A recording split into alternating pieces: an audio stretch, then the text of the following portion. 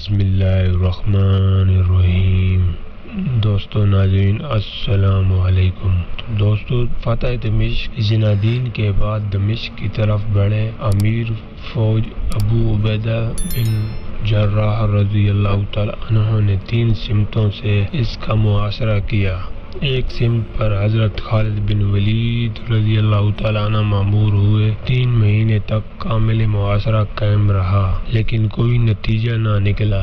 اس درمیان میں ایک دن دمشق کے پادری کے گھر لڑکا پیدا ہوا۔ اس کے جشن میں دمشق کے بے فکر شرابی پی کر ایسے بدمست ہو کر سوئے کہ دنیا و معافیہ کی خبر نہ رہی۔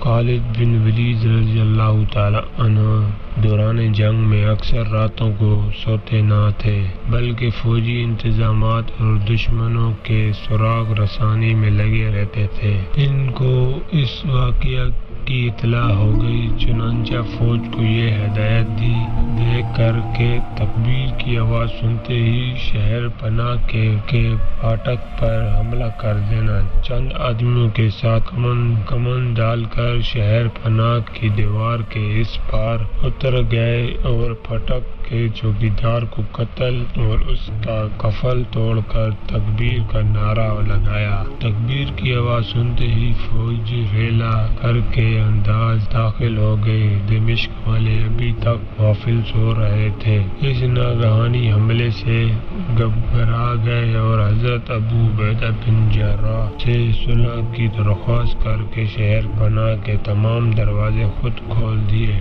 ایک طرف سے خالد بن ولید رضی اللہ تعالی عنہ فاتحانہ داخل ہوئے اور دوسری طرف سے ابو عبیدہ بن جراح مصالحانہ واسط شہر میں دونوں سے ملاقات ہوئی۔ تو وہ نصف حصہ بزور شمشیر فتح ہوا لیکن شرائط سب مصالحانہ رکھی گئی۔ دمشق کی فتح نے رومیوں کو بہت برہم کر دیا اور وہ بڑے جوش و خروش کے ساتھ مقابلہ کے لیے آمادہ ہو گئے۔ سکلار رومی فاعل میں فوجیں لے کر خیمہ زن ہوا، اس لیے مسلمان دمشق کے بعد ادھر بڑھے۔ مقدمات الجیش خالد بن ولید رضی اللہ تعالیٰ عنہ کی کمان میں تھا۔ اس معرکے میں بھی رومیوں نے بری طرح شکست کھائی۔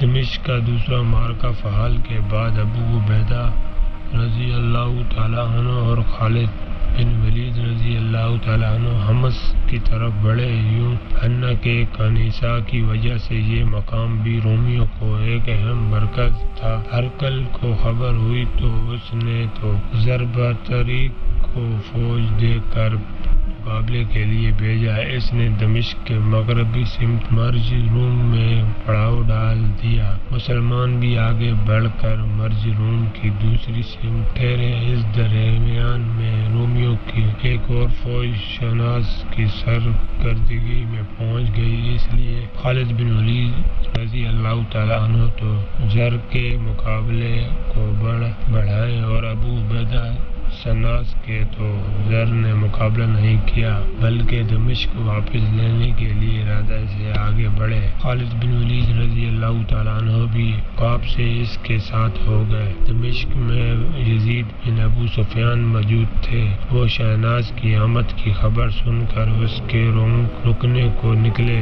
دمشق کے باہر دونوں میں سخت معرکہ ہوا۔ ابھی جنگ کا سلسلہ جاری تھا کہ پیچھے سے خالد بن ولید رضی اللہ تعالیٰ عنہ پہنچ گئے اور ایک طرف سے انہوں نے اور دوسری طرف سے یزید نے مل کر رومیوں کو پامال کر دیا اور وعدے چند کے علاوہ کوئی رومی باقی نہ بچا۔